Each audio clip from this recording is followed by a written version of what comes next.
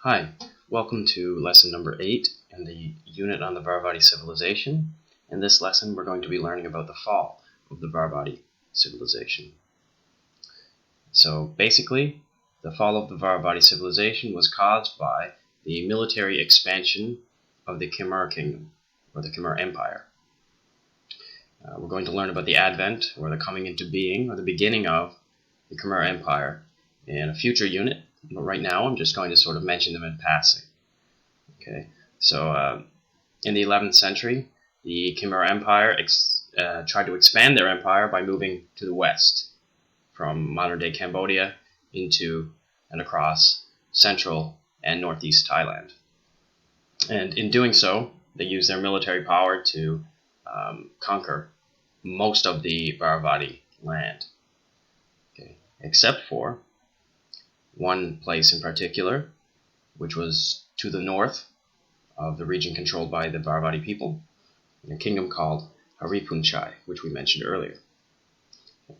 Now, I'm going to go back a few hundred years here, and I'm going to tell you about a legend or myth that's about the beginning of the Haripunchai kingdom.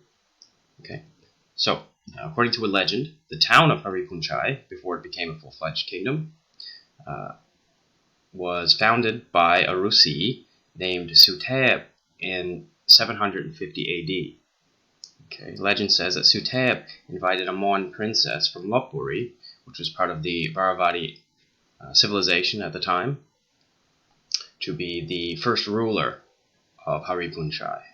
Okay, and it's said that that princess started a dynasty or a family lineage of royalty in Haripunchai. Remember, the Dvaravati civilization was made up of several different kingdoms, small kingdoms or city-states, and Haripunchai was one of them. So, while the rest of the Dvaravati kingdom was taken over by the Khmer Empire, in the 11th century, Haripunchai stayed independent. Now, during the time in which it was independent, it had 2 wars with the city-state of Lopburi, which at the time, as I said, was controlled by the Khmer people.